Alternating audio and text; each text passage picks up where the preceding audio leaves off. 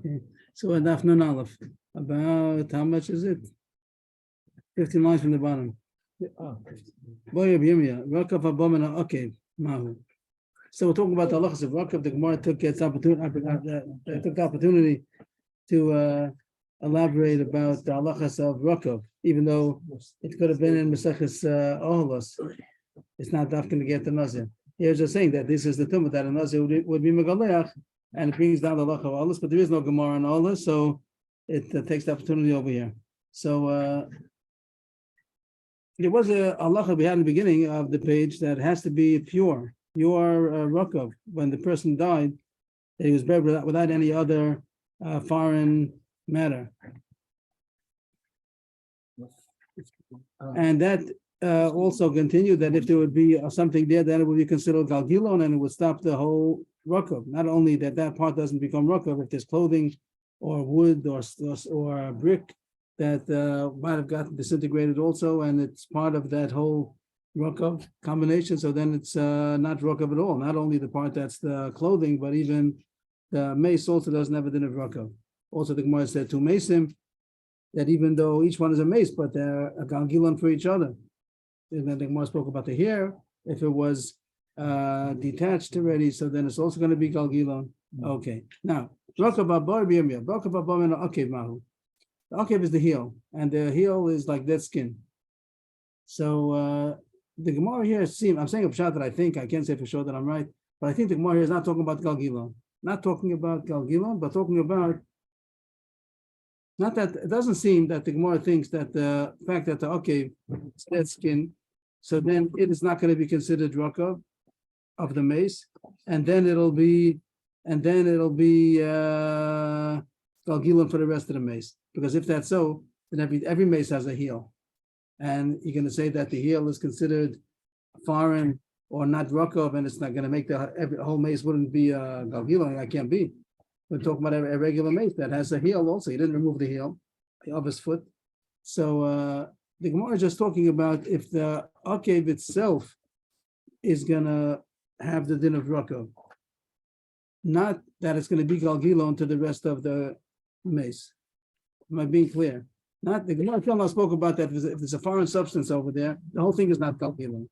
Yeah, if the mace was buried with clothing, even though the whole mace is there, the whole mace disintegrated, and there's only a little bit of clothing that got disintegrated, the whole thing is not.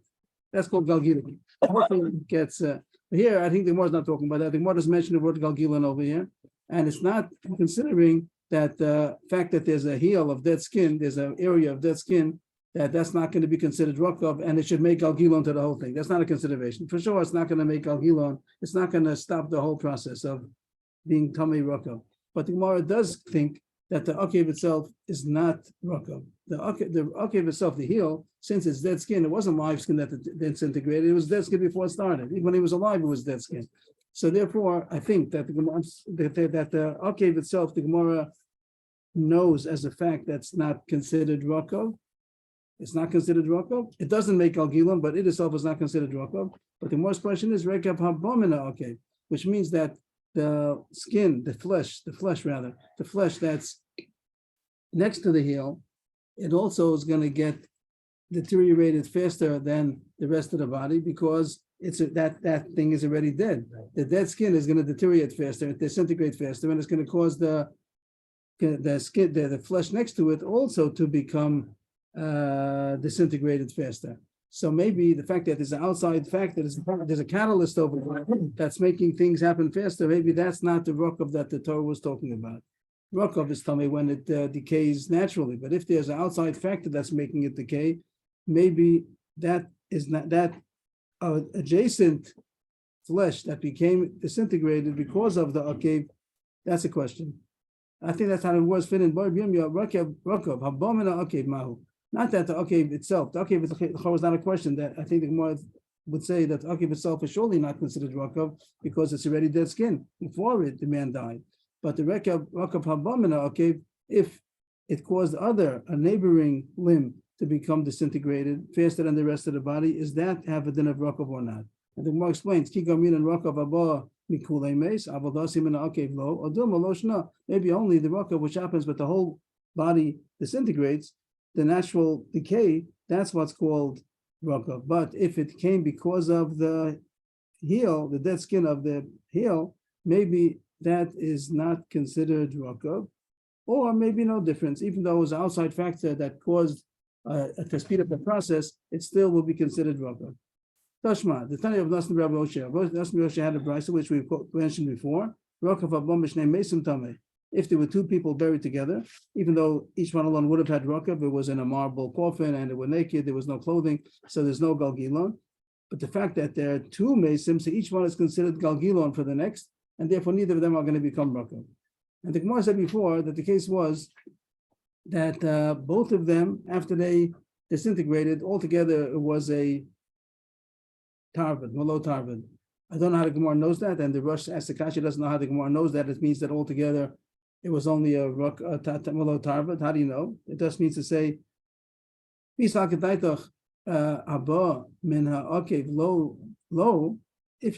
you understand that you're saying that if the heel caused to speed up the process of the neighboring limbs and they don't become rakav, if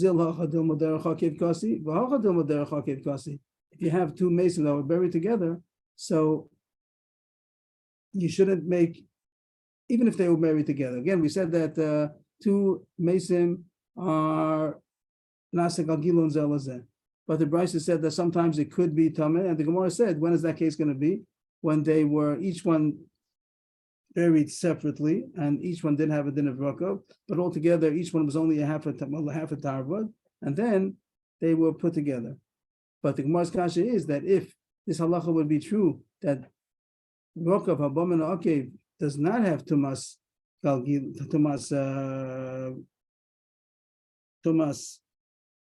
rakav, so even this case also should not be considered malo tarvad because it's missing the part of the akev and the part of the aver that was next to it. Why are they asking this way? The brisa is a brisa, and we're asking a question. Why can we base it on the question? Again, the Gemara brought a brisa. Maybe I didn't explain it well enough. Before the Gemara brought Rav Shmuel bar Rabbi Yochanan's din that two masons that were buried together are galgilon zelazeh, and neither of them have tumas rakav. If they were buried together, I didn't say it well. When both of them were buried together, then the brisa was a kasha that the brisa says that sometimes it is, sometimes they are tameh. The brisa is against Rabbi Yochanan before, and the Gemara said the case is going to be that each one was buried separately, and each one, and they became nirkav separately, and altogether they're malo tarvad. That was the Gemara's answer before. Oh, yeah. Now the Gemara is asking that if the whole total is a malo tarvad, you have less than a malo tarvad because you have to take away. Oh, I'm sorry, what's the tarvad? Tarvad is the spoon, ladle. Oh, okay. That's the shear. That's the shear. How much? So it says that only if you have a malo tarvad of rakav is a tameh. And the Gemara said before, the case of the two masons is that each one was buried and decayed separately, individually, and then they mixed both the tarvads together. You got a rakav, you got a malo tarvad. And the Gemara is asking that if it's true that the heel doesn't count and that the rakav that is adjacent to it that got decayed faster because of the heel, that all that does not count as rakav, so you don't have a malo tarvad. You're missing from the shear. Right, but weren't we saying that the heel, the rakav from the heel, Yes. is like the rakav from a mace that's next to him? No, what a we're rakav from the mace next to him would be considered galgilon, and then the whole thing would not be. Here, we're not saying that it's becoming galgilon, but it itself is not considered rakav. So what's the difference between those two? No, one is that it knocks down the whole thing, even if you have enough. It could be the Gemara could have asked the kasha your way also, but I don't see that the Gemara's kasha. The Gemara doesn't mention galgilon here, so I think because if you say that the heel is galgilon, then every mace is going to be there's never be rakav because every mace has a heel. Mhm. So I think that the Gemara is saying that doesn't count into the shear. And since before the Gemara said the case is that both mason together, after each one decayed separately, they put them together, and it's only a malo tarvad. So the kasha would be that you have to subtract the amount that is coming from the heel and the adjacent limbs. Now that I'm saying it, it doesn't make sense the way I said it exactly. The Gemara is asking even on the heel itself, if not only the adjacent, the Rosh talks about the heel and the adjacent limbs that it sped up the process. So that the Gemara holds is not considered rakav. And that was the Gemara's question, is it considered rakav or not? And the Gemara is bringing a proof. If I gave you a case that the whole thing of the two mason together was only a malot tarvad, and you have to subtract now the heel and maybe the adjacent limbs also that decayed quicker, so then you don't have a malot tarvad. Isn't that a proof that Rakav Avrohom and Akev is also considered Rakav? And the Gemara deflects the question, the proof. The Erkev Kulei Meis because he derech Akev Achanami. Allah ki go in the Erkev Chad Eber because he derech Akev. My thank you. I agree that if the whole mace decayed, even though some Aver or the Akev itself decayed quicker, but if it already everything decayed, so it's not after because it was quicker. There was enough time to everything to decay. So in that case, I agree that it would be all considered Rakav, and that's why it's not a right from your case. The case of the two mason, that each one decayed, so the whole mace decayed also. The fact that the whole mace decayed, even though part of it went quicker, that's not a reason that there shouldn't be a din of Rakav on those parts. But my case is talking about that only one Aver became decayed because of the Akev. Maybe that does not have a din of Rakav, and that the Gemara leaves as a question. So if the whole body, the whole mace became Rakav, even though the heel decayed quicker, and even the limb next to it also went quicker than it should have, that is not a question because the whole mace decayed. But if the whole mace did not decay, just the heel decayed first, and the adjacent limb that got affected from the decay of the heel, that's where the Gemara holds that as a question, and I think more than ever right to. More or less. Anything to say? I think it's just the whole, Uh-huh. the whole concept. I don't get it. But the yesod that they're saying, the concept of what? Of the heel being different, or the whole issue of the Rakav? Yeah, I don't get the sort of it. This far to say that since it's dead skin to begin with, so it decays faster. It gets faster, but every mace is like that. Every mace, yes. Every mace is like that, and maybe the heel is not going to count. First, the Gemara thinks the heel is not going to count. What cup came from the heel and what cup didn't come from the heel? Yeah, you see the mace. You can see, we see the mace. We see which part is his heel. We see that was the decay. That was the Rakav on that part of the body. So the Gemara comes out that if the whole mace decayed, even though there's some heel over there, that surely is also considered Rakav. Not only doesn't it become Galgilim for the whole thing, it itself also could be part of the shear. But if you look at the body, the rest of the body is not disintegrated, not decayed. Only the heel and also what was affected by the heel. So then there was a question, maybe that didn't come with the natural decay. That came with decay, which is inherent even when it was alive because it was dead skin. Maybe that's not the Rakav that the Torah was talking about. I'm not sure if that's the pshat, but that's what I seem to glean from the Rush. New Gemara, also all about Rakav. What do we know? That the Rakav, it's considered the Galgilon if there's a foreign matter over there. So that, and even two mason, both of them are dead, but and they're going to become integrated, this disintegrated matter. But it has to be from that own mace. If it's two mason buried together, the Gemara said there's no Rakav. Based on that, the Gemara Kasha, Boy B'yemia, Uba B'mei Isha, having Galgalam Olo. Galgalam is the Galgilon over here. That a pregnant woman died, and she has an embryo inside of her. Is that considered two people? If it's two people, so that's not going to be any Galgilon, even if it has all of the other requirements to become Rakav, but there are two people buried together, not two separate people. It's a woman who has an embryo within her. Maybe that's considered two people, and it's not going to be any Galgilon. Hilkach Gufahu, the Lavi Galgilon, or Dilma, given the Sofa Lot stays, Nifresh Parish Mina. So we know in general there's a question, Ubi Yerachimo or not. Do you look at the embryo as part of the mother? The word Yerach means like a limb, a thigh. Do you say that the embryo is part of the mother? If it's not part of the mother, you look at it like a separate entity, so then it wouldn't be a question. The surely would be considered like two people, and it wouldn't be Galgilon. It wouldn't be Rakav. It would be Galgilon. But if you say Uba Yerachimo, that is considered part of the mother, that's as far to say it's only one body, and one body does become Rakav. And it's not a Galgilon because it's the same body. But maybe since Sofa Latzes, Mefresh Parish Mina, since eventually it's going to be separated, I'm not sure if the Gemara means that means that if it would have been live, it would have been alive. It's Omed Latzes, the child now is not going to come out, but it's Omed Latzes, the child was supposed to be separated, even though you hold Uba Yerachimo. Which I don't understand how what's the Gemara saying. Usually that's the whole question. We know that an Uber is made to be separated in birth. So is it considered right now, when it's still connected, when it's still inside, is it considered part of the mother or not? Yet the Gemara says, even if you hold Uber Yerachimo, maybe as far as this halacha of Rakav, since it's made to separate, Sofa Latzes, maybe it's considered not part of her, and it's considered two people. even if you hold Uber Yerachimo, and the Gemara says has a question on that. Do you say Uber Yerachimo, it's all one body, or do you say that since eventually it's going to be separated, if it would have lived, so therefore it's considered two, and it's going to be Galgilo, they're not going to have Raka. But if Chas v'Shalom, the mother dies, and let's say she's pregnant for 3-4 months, I mean, so the baby's not, so they would just leave it like that, right? They If would the bury- if the mother dies, pregnant woman, so they bury her as a pregnant as a embryo. That's what they got the baby. Yeah, no reason to take them out. The empty, yes. Just remind me, the ruck of, what does that have to do with tumah? Anything? A Tamalo David Rokov is Tamei Mace and a Tamei Ba'ohel even. If that's what the Mishnah said, that it's ladleful amount. Oh, is it enough to? It's enough to make it makes too much mace, even though it's not bosser, it's disintegrated matter. That's too much. So we're talking about that there's a condition that it only has this din of Thomas Rokov if there's no Galgilon, if there's no foreign matter, and even foreign dead matter also is Galgilon. It has to be from its own body. So here that it's two. It's a embryo is considered two bodies or one. Bottom line, Imtim Saloma, Uber the Sofalase Snifish Porshman. Even on the side that you're going to say, the answer to this question is that it's considered two bodies. The Uber embryo is considered separated from the mother, and it will be Galgilon. We still have a question. Ahmed Beis, the question is going to be Shifvazer b'mei ishamal. What if the woman dies after she had relations, and there's semen in her vagina? Why is that even a question? What's the question? Why is it not a What question? if she drank orange juice right before she died? Oh, that's the I next don't one. know. That's the next question.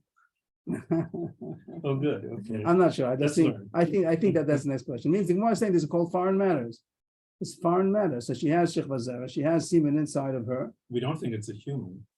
No, it's not a human. What does it have to do with a human? No. The fact that a human being. It's a two foreign hu- matter, that's. all. Yeah. We started off the simple thing of Galgilon is that they buried with clothing. If there's some dust over there, there's some wood. That's even a dead person also is considered Galgilon. That's a big chiddush. Okay. But the simple is there's some kind of foreign matter. So there's a foreign matter. There's a foreign substance. It's not her. If it will be a man, whatever, he has all kinds of juices inside of him, or the woman also has her own juices, all kinds of hafrashot that are That's inside. not- that's That's not- totally the person. That's But the the person. shifra is a foreign. It came in from a foreign place. Okay, So maybe that's considered as foreign matter inside of her body, and it's going to make. And even though she's the case, there was a foreign matter. Is there formula? Is there what? Vibrating? I hear something vibrating. Yeah, I know. John. Very weird.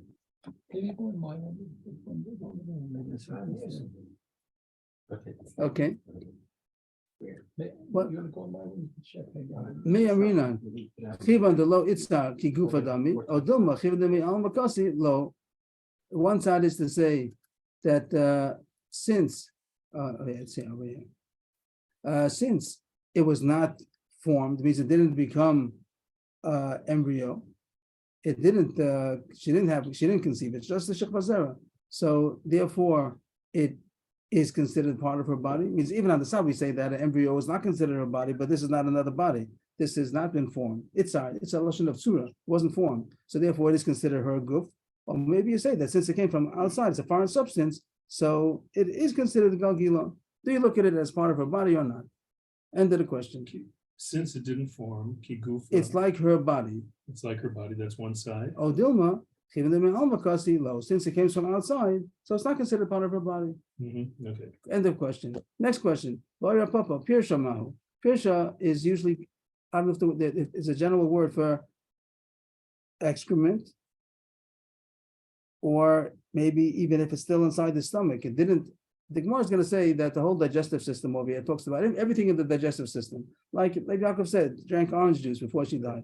So, or he died. No difference if it's a man or woman anymore. So, is that considered a foreign substance? So the Gemara doesn't talk about the juice that she drank, but it talks about all the gitch that's inside of the digestive system, and doesn't talk about if it's in the stomach when it's still going to be digested, and there is going to be taken out nutrients out of it, or it's already excrement and it's on the way out, and there's nothing that the body is benefiting from it, just waiting that it should get out. But the Gemara says, since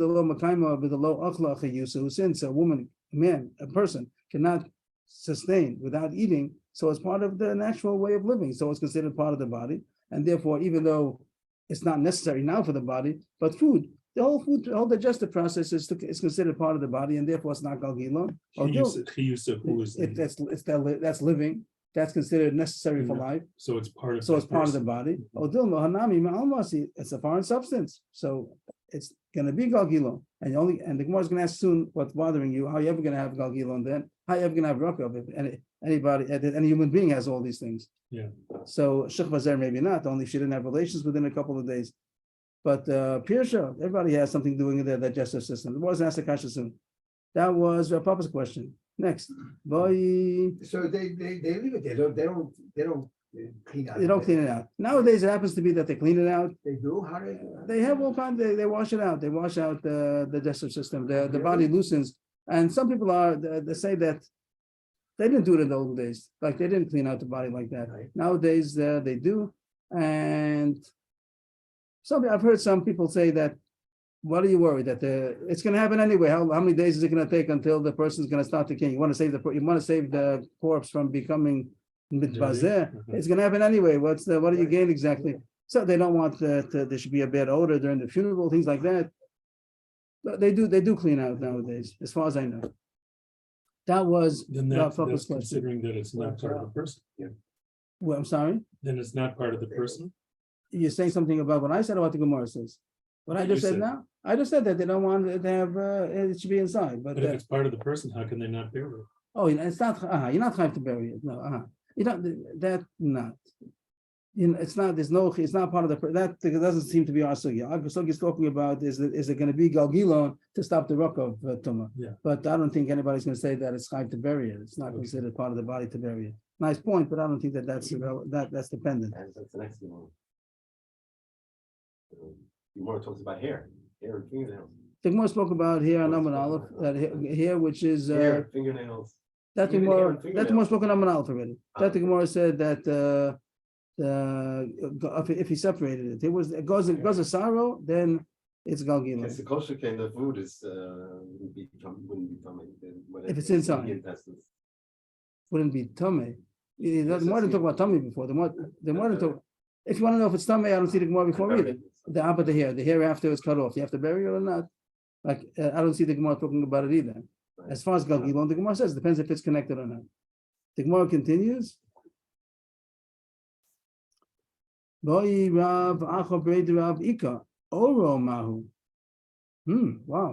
How is it the skin? Do you say that the skin is considered not the flesh, and the skin is going to be considered galgilon? Do you say that the skin is going to be considered galgilon? Well, Everybody has skin. So that's the most they can ask. Also, the more everybody has something doing that's the digestive system also. Mhm. So this is another question. How you can have somebody that doesn't have any skin? According to this time, the Gemara, if a mace is buried, it's not enough to be naked. He has to be without skin also, because the skin is going to be considered a foreign matter. It's not the body itself. How about all kinds of phlegm that he has? Is that considered a foreign matter? Now, the Gemara said yesterday that even let's say things that are connected, as long as it's connected, the Gemara said as long as it's connected, it's mechober that here is connected. It's considered part of the body, even though when you cut it off, it's not considered the body. So why does the Gemara hold about all these things? The Gemara thinks that even if it's connected, also, of course, the skin and the phlegm, everything that is connected. The Gemara says not. Maybe it's considered galgilon, even though it's connected. The Gemara says kasha amalei Rav Shmuel bar Achal Papa v'Yitzchak b'Beitar Kalhani to come having galgilon. If you say any one of these things is galgilon and it's not rakav, whenever you can have rakav the metame hechem v'shkachas lada. When you're ever going to have that, there is rakav. Every person has skin. Every person has some phlegm inside of him. That has in his digestive system. So when is there going to be a case that there's going to be rakav? This was more or less Parker's question.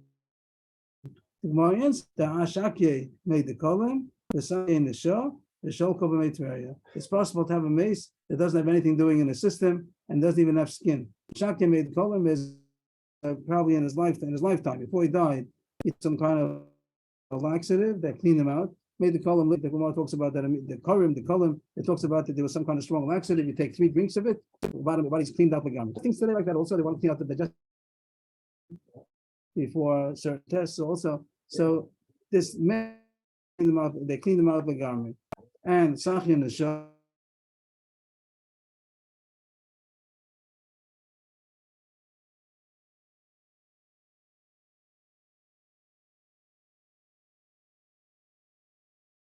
cream.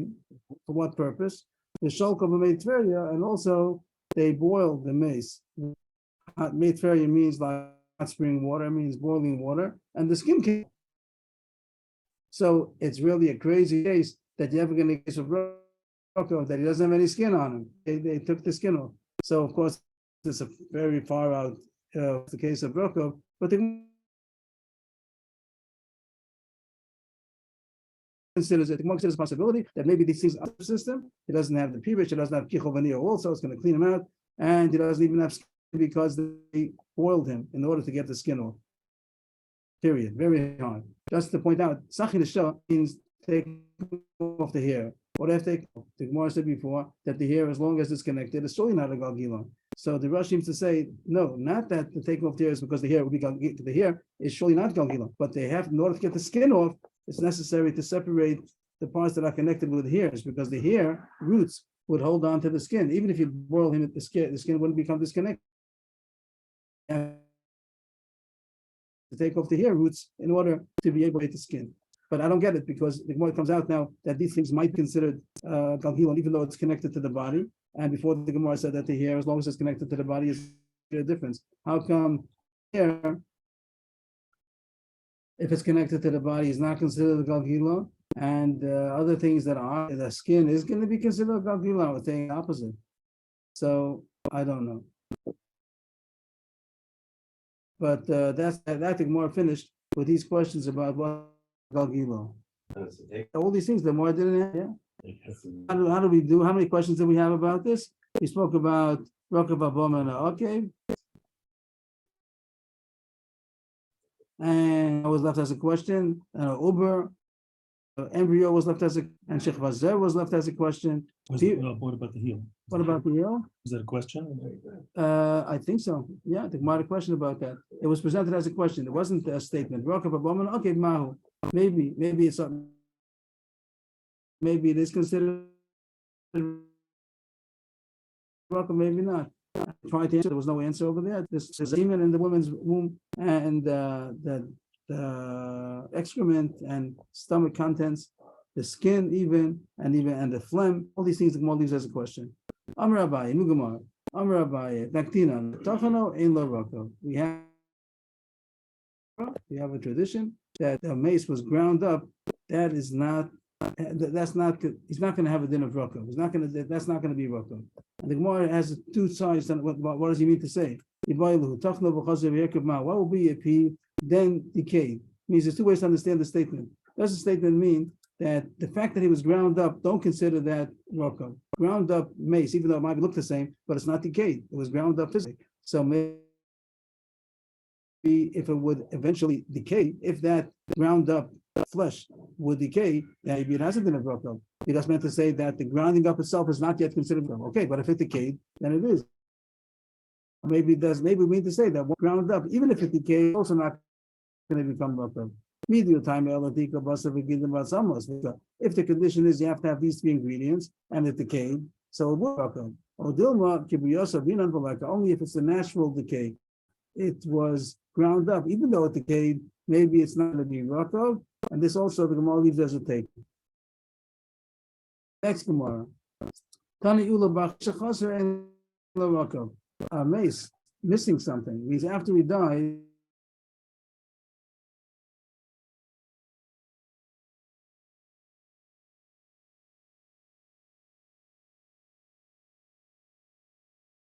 Pages ago about relative fullness. Here talking about that something's missing after the person died. Then it's not Rokav. It has to be a mace as much as he died with. He might have had an amputation in his lifetime, but when he died, everything that was buried after everything that died is now in the coffin, and it became the marble coffin, and it became Rokav. But if he's missing part of him is missing from the time that he died. What? Not skin. Right. Skin doesn't seem to be right. Or at least that's a question. Maybe it's even a foreign matter. But maybe he's saying for sure it's not going to be considered part that has to be there, even according to this. Is considered Rokav. I don't know. more halachas that come in. It's not our subjects. I put in parentheses, but it's also halacha about a meisha chaser. It also doesn't have tfusa, and it also doesn't have shchunas kvaros. We're just interested in the first halacha. In lo rakav, lo tfusa, lo shchunas kvaros. So rakav is the first halacha we said that if part of him is missing, whatever's left doesn't become the halacha of tumas rakav. The second thing is if our transport to rebury. So when you take the mace out of the place that he was buried, so you're supposed to take a few etzbos of earth together with the mace. Is it because it might be part of him or not? I'm not sure. It means that Added earth is supposed to take along together with the mace. So that's only a mace that was buried in his whatever was there in the mace. Some of it is missing, doesn't have that chashis that he takes along the tfusa, then there's no halacha to take along the added earth. I think it says 4 etzbos, I forgot exactly. If I could just jump to that. The kaman, I'm watching mace, but no, doesn't say how much it is. Shlosh etzbos, 3 etzbos. So here you don't take the 3 etzbos. And also lo shchunas kvaros. Shchunas kvaros means a neighborhood of graves. That means there are a few graves together. So there's a mission later on that's going to say that if you found the grave, so that's 1 grave. 2 graves, 2. If there's 3, then there are a few halachas about it. One is that Yechosh that might be part of a graveyard. You might have hit upon a graveyard. Then if you want to make sure there's no tumor around, you have to inspect. Maybe there's going to be a grave within a certain amount of amos, and that's going to be lucky. You have to check it. But here, but that wouldn't be a difference over here if you found him a meisha chaser or not. But there's another lach over there that it seems to say that tofes mekomo, you're not allowed to move him. It's as a din of it wasn't an individual grave. It was a graveyard. So then there's no so of course sometimes you are allowed to have a mace also, but there's a difference between moving an individual grave or a grave lot. So to make this shchunas kvaros is only if it would be 3 masons that were complete. But if one of the mason was chaser, so then it doesn't have enough shchunas kvaros, and he would be allowed to transfer to transport. Those 2 halachas now we're talking about. The first thing that meisha chaser doesn't have a din of rakav. Beisvei, a kasha from a Mishnah. It says in the side that it's a Mishnah in Edios. Over there, the Mefarshim explained, they bring down, over there it's comparing Evim and Achai, Evim and Amis. Basa that comes from Evim and Achai, Evim and Amis. Evim and Achai means that it was a limb that was removed, amputated in the person's lifetime. Evim and Amis means that after the person died, this is a limb of that body, but it was removed. Evim and Amis. After he died. After he died. Evim and Achai means it was moved in his lifetime. Evim and Amis means it was Evim that was removed after he died. And it talks about if you learn one from the other. Whatever the drush over there is to learn out, basam and achai, basam and ames. So it has the chumras one over the other. Evim and achai, evim and ames. And it says in the imamite, whatever I was talking about before, imamite of ames, sheish lo rova, lo tarvid raka, toma b'chai, she'en lo rov, lo rova, lo tarvid raka. That's the Mishnah. There's the chumra of evim and achai, because these 3 rov and rova and lo tarvid rakav, 3 chumas, which we learned about them already. Rov means rov minyan, rov binyan. If you have most of the structure or most of the number of bones of the skeleton, so it has tumas ohel. Rov a rova kav at samas. If you have we said the kav is about 24 egg volumes. So a rova is a quarter of that, 6. So a robot, a volume of a quarter of a kav of bone matter is mitami ba'ohem, and there's a molotav rakav. This ladle full we said is a palm or it's 2 handfuls of the created matter is mitami ba'ohem. So all the halachas in a mace, but Evim and Achai doesn't have all these things. The Gemara is going to explain what does it mean. Evim and Achai, of course, you can't have an Evim and Achai, a robe and a roba.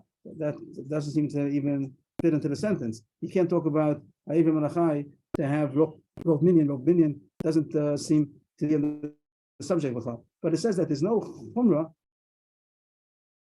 mace, or b'chai in that we're talking about. One we're looking at is below tarvid rakav. It seems to say Toma b'chai she'en lo rov below tarvid rakav. It says that Evim and Achai does chumras. The Gemara wants to learn out that if the Avim and Achai would decay, it wouldn't have this term of Rakav. The whole term of Rakav is only in a dead person, but live person. And even Avim and Achai was Tameh, but if it would decay, it would have the Rakav. But the more wants to deduce our question. We said before that Meisha Chasa doesn't have Rakav. The Erkiv, Chad, Eber. The Chavas Gabi Meis, Afilu Chad Eber Iko Rakav. There it says that Avim and Achai does not have Rakav. In the Chor is contrasting it to Avim and Ames. It says Avim and Achai, there's no such thing of Rakav. Mashma, that if you have the corresponding case in Avim and Ames, it would have Rakav. Avim and Achai, that decayed, doesn't the term of Rakav. Good. Mashma, that's the contrast between live and dead. But if it would be Avim, it would have Rakav. But you just said that Avim and Ames does not have Rakav. You said that Meshachas ain't no Rakav. A dead man that was done, he was removed from him. So the dead, whatever duft of the dead man, the whole dead man has to be there in order to have Rakav. So how could it say over here that Avim and Achai, Avim and Ames? He said Avim and Ames does not have Rakav. The whole face that remained is going to. That's a kasha on Ula, who said Meish Chaser Ein. The Gemara answers it doesn't mean that. This diak doesn't say. It doesn't say we're contrasting Avim and Achai to Avim and Ames as if to say that Avim and Ames does have Rakav. It doesn't say that. How come Ashmalan Shum Meish Rakav Shum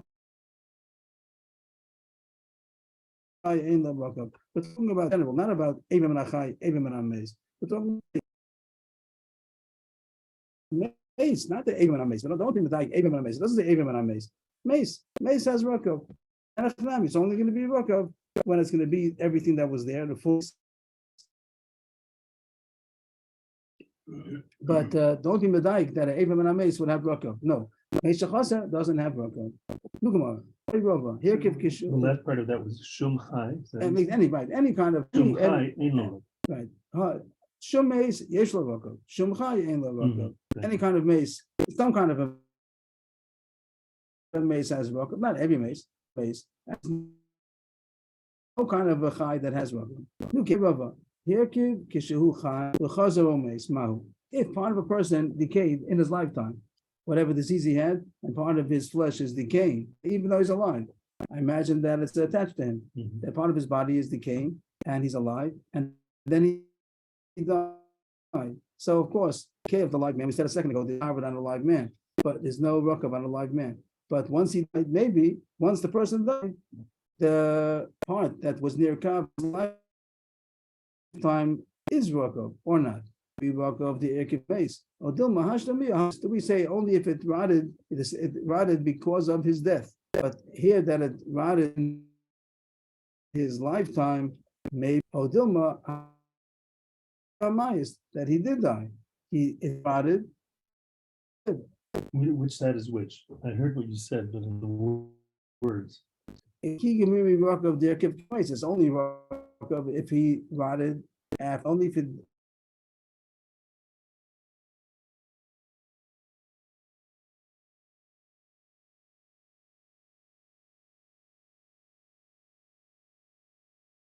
On him, or even the heel before that's considered like, even if it would rot on his lifetime, there's surely nothing more question. The question is only after he died, I thought, and then they would do something to the rest. No, it rotted. No, the skin, the flesh that rotted in his lifetime, and is that.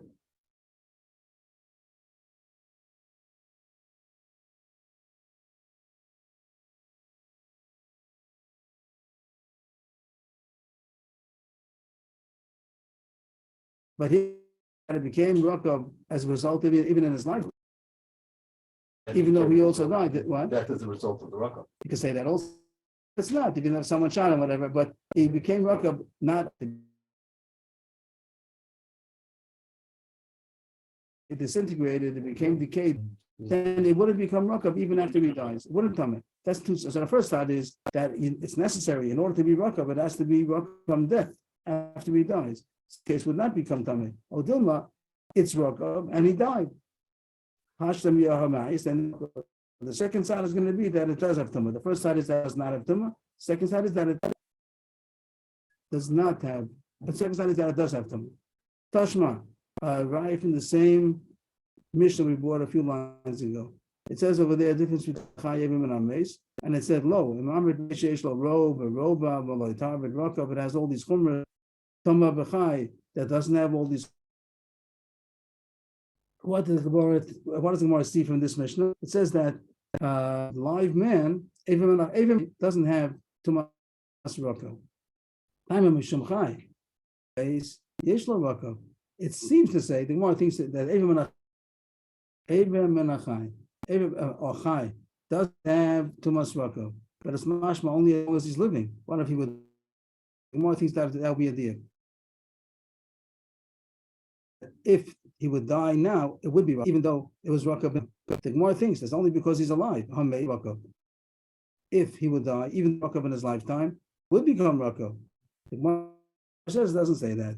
Mi katani hameis. It doesn't say the way you said it. Same as before. We're contrasting live to dead. We're not coming to the details to be able to say that if this man would die, he has rakav, even though it happened in his lifetime. We're not going into those details. That holding of rakav is only on mace. It's not on Erev and Achai. What do you want to know the din? If it became rakav in his lifetime and he died, it doesn't say. It doesn't say yes or no. The Gemara, since we're talking about these kind of cases of Mishnah, such that brings in another question that's in parentheses over here, because it's only similar in this question. It's nothing to do with me, to do with our subject. No, it's surely not. But once we spoke about something, so the Gemara has a question. Lines up. The Mola Shechasra Mahu. Ant is also to eat. The Gemara says, I think. That is issur to eat all kinds of shkotzim or musim. You're not allowed to eat all kinds of these insects. And it's kazayas. Usually, in order to be chai for eating something, you have to eat an olive. You don't have to eat an olive size of ants in order to be chai for eating an ant, even one ant. So here the question is, what if the ant is missing something? It's missing a leg.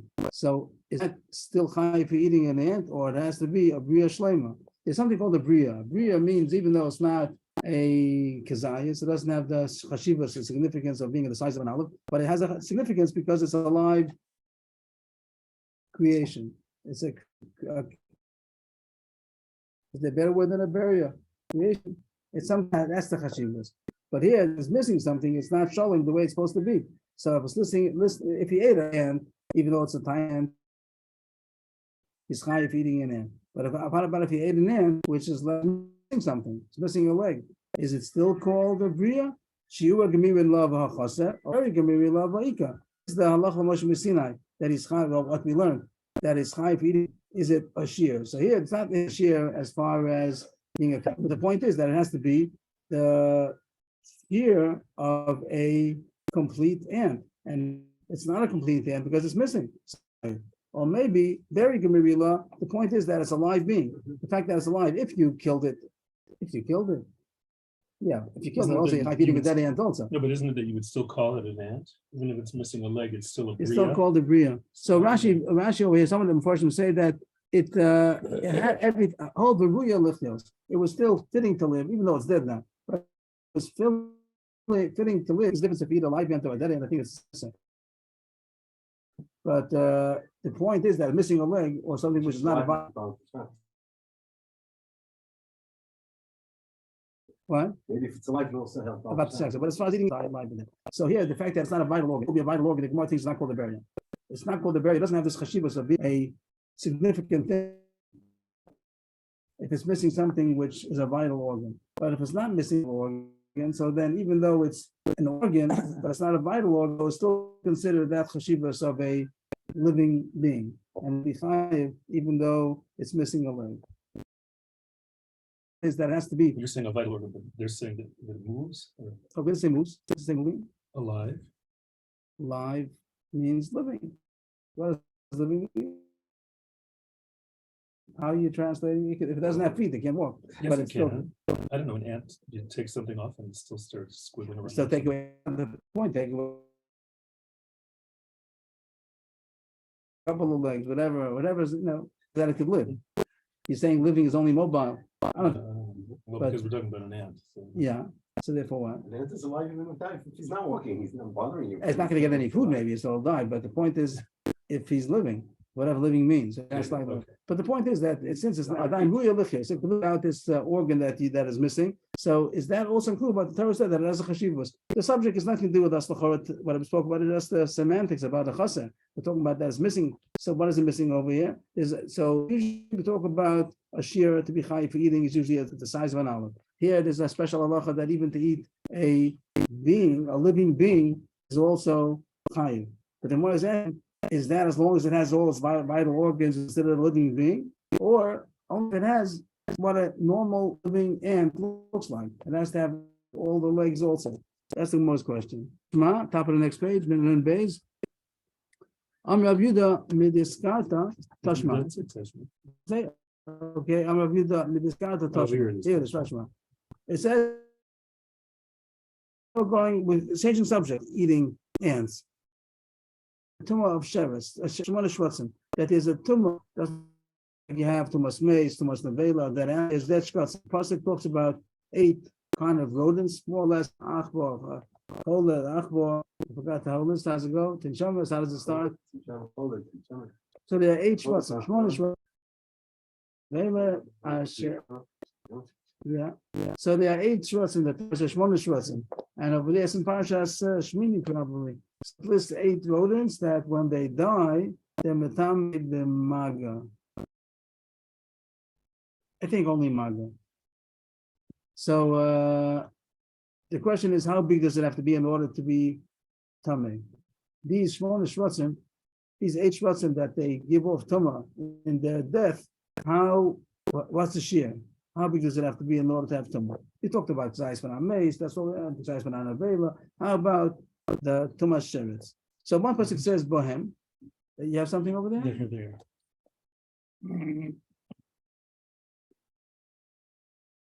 Can you read it?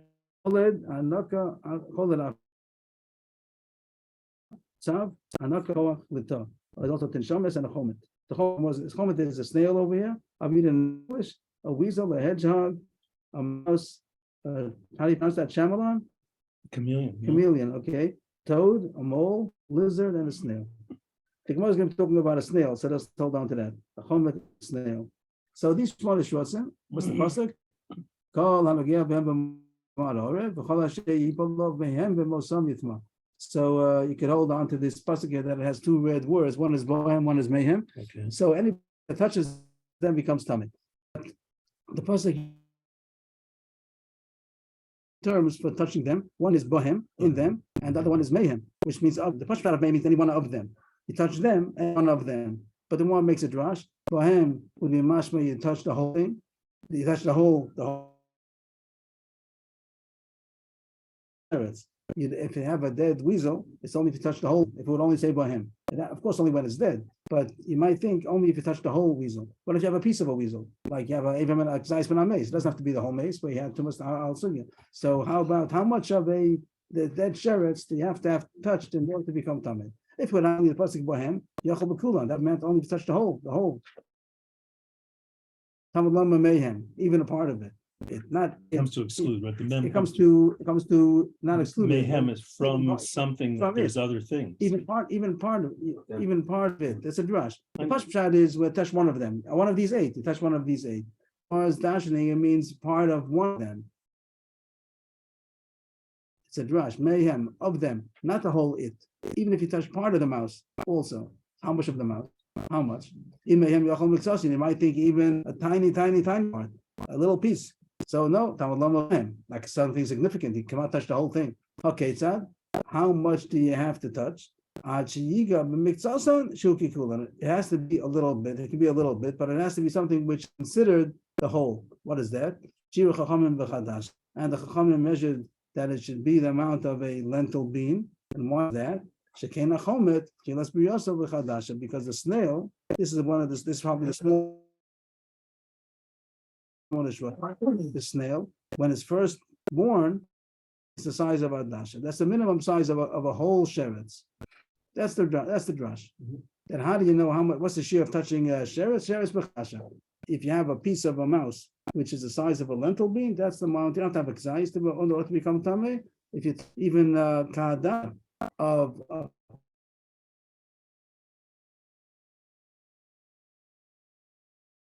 it also gives off tamei. Something which is like the whole. And what's a whole? A whole snail is the size of an adasha. The smallest snail, when it's born, is the size of an adasha. So the more thinks here's a raya, has to be with the legs, so to speak. If you go out of any kind of vital organ and it still gives off tumah, it's still considered. So then it isn't only the snail which is adasha, a snail which is less than adasha also would cover for being a bria. Go ahead. Didn't we just say it has to be the size of a dasha? Where did we get figured out? Because it says bahem, so if we go Yes. mayhem, it could be anything. Right, and Bahem means there has to be something. right, how something? As much the as it's smallest like one- The smallest one that it's in creation, right? oh, that's the whole thing. That's the whole thing. The whole thing. Yeah, you have the whole thing. We found out that it's an adasha, but if you go to the laboratory, you'll find that the smallest snail, when it's born, is the size of an adasha, but you take away the legs and all the other unvital organs, and it'll still be living. So And it maybe won't that's be. what the thought when it's so take the adasha minus, take the size of a length the size of the whole minimum snail. Yeah, Take dasha means the amount that would keep it alive. No, the adasha means actually we went to the laboratory. Adasha is the size of the minimal. Yeah. But if you're saying that it's called a barrier, even if it's missing its unvital organs, so then the still will be in the laboratory. They'll tell us take away a millimeter, because you can take away a millimeter of legs that are still going to be alive. So when you're talking about what's the minimal snail in creation, it's not going to be adasha, it's going to be an adasha. But the Chazal tell us you have to have the adasha. Why? Because you do count the unvital organs also. So that's the tzad that we say, shiur gemirila, that you have to have the whole barrier, even though it could live without those organs. So is that not a right to us that when you eat an ant, you ate the ant that's missing its legs, it's also considered I'm sorry, the other way. If you ate the ant missing its legs, it's not considered eating a barrier because it has to be a bria shlema, it has to be with its legs. And Rav Shmai, maybe not. The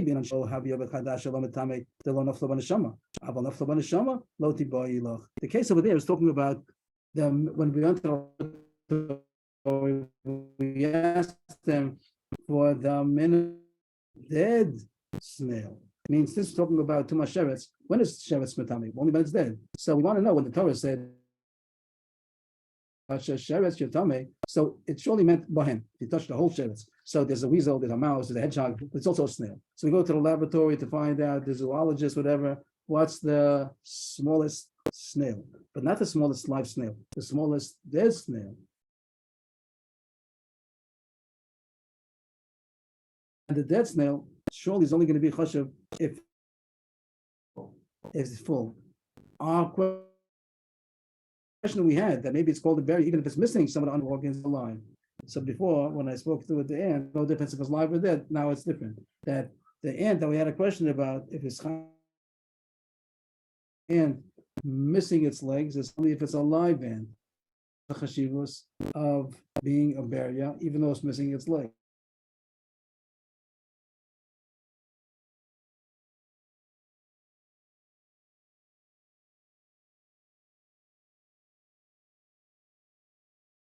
In parentheses, let's close the parentheses. And yeah, till do that. So shed of Golas, and to be continued Matzah Shabbos at 7:45. Yes, thank you. Have a good Shabbos. Thank you. Have a good Shabbos. Have a good Shabbos. Thank you.